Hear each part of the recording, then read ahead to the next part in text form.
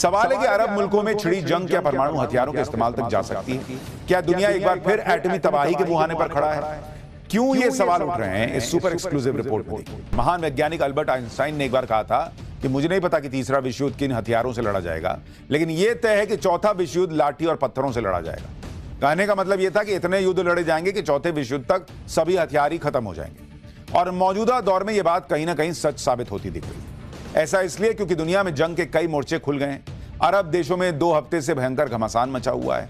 एक तरफ अमेरिका और इजराइल है तो दूसरी तरफ ईरान ने अकेले ही कई देशों की नींद उड़ा कर रखी है। इस सब के बीच बेहद चौंकाने वाली खबर आई है और वो ये कि खाड़ी देशों में एटमी हमलों से बचाने वाले सर्वाइवल शेल्टर की मांग जबरदस्त तरीके से बढ़ गई है। सवाल है कि अरब मुल्कों में छिड़ी जंग क्या परमाणु हथियारों के इस्तेमाल तक जा सकती है?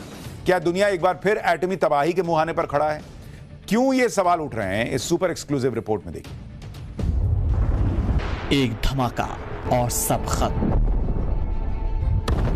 आग का गोला जिसकी तपन सूरज की गर्मी से कई गुना ज्यादा होती है। जिस जगह धमाका होता है वो जमीन सदा सर्वदा के लिए बंजर हो जाती है।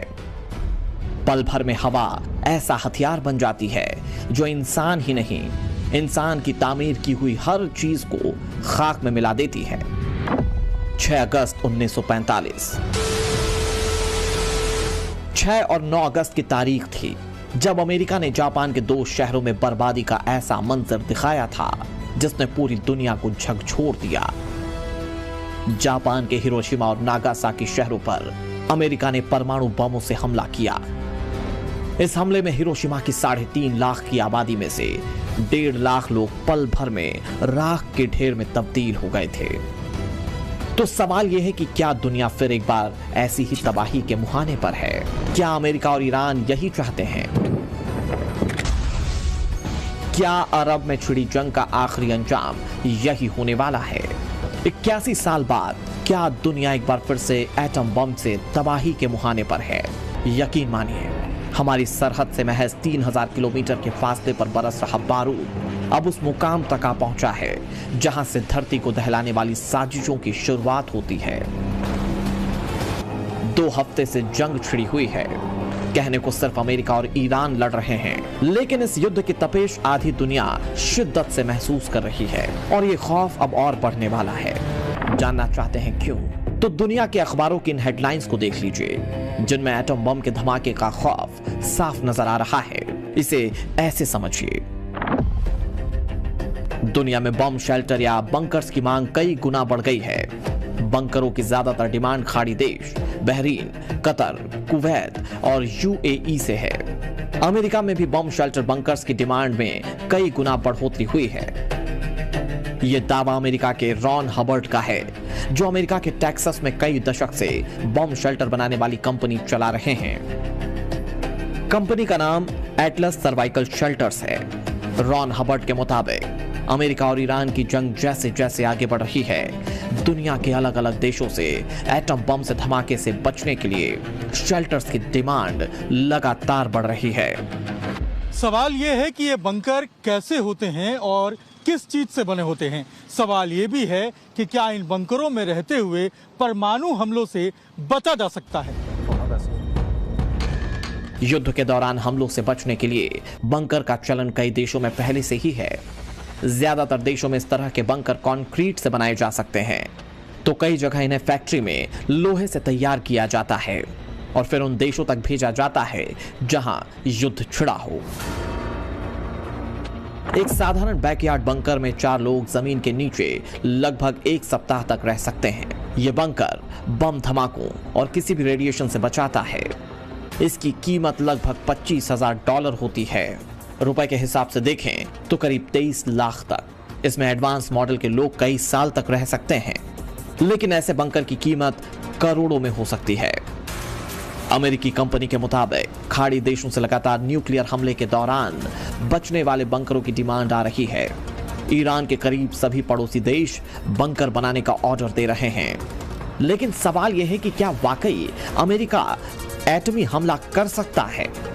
अरब देशों में छिड़े युद्ध के बाद दुनिया 2 धड़ों में बढ़ती नजर आ रही है। एक तरफ वो देश जो इजराइल और अमेरिका के साथ है, तो ईरान का समर्थन करने वाले देशों की भी कमी नहीं है। रूस, चीन और उत्तर कोरिया जैसे देश खोलकर ईरान पर हमले का विरोध कर रहे हैं। रूस के राष्ट्रपति व्लादिमीर पुतिन पहले दिन से ही ईरान पर अमेरिका और इजराइल के हमलों का विरोध कर रहे हैं। चीन पर भी ईरान को चोरी से हथियार देने के आरोप लगते रहे हैं।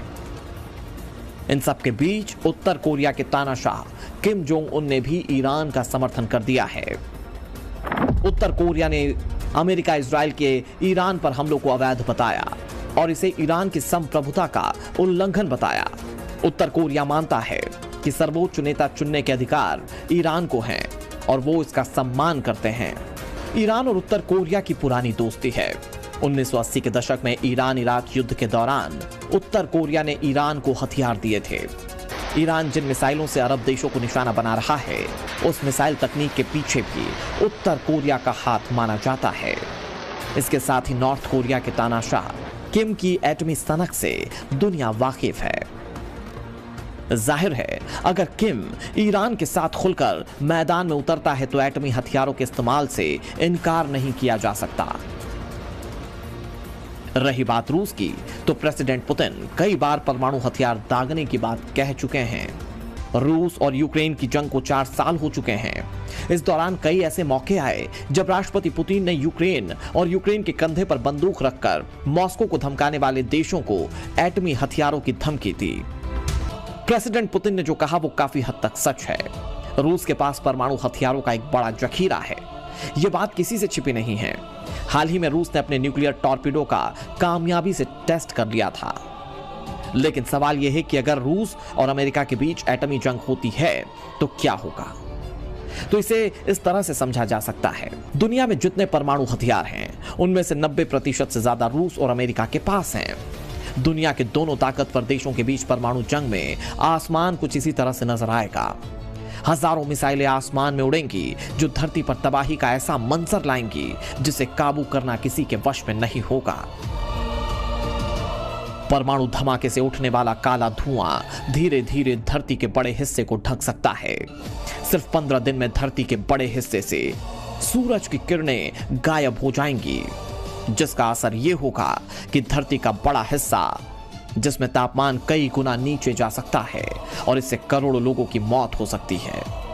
और यह बात हम नहीं कह रहे हैं, यह रिपोर्ट उन वैज्ञानिकों की है जिन्होंने जिंदगी का बड़ा हिस्सा धरती को परमाणु हमलों से बचाने में लगा दिया।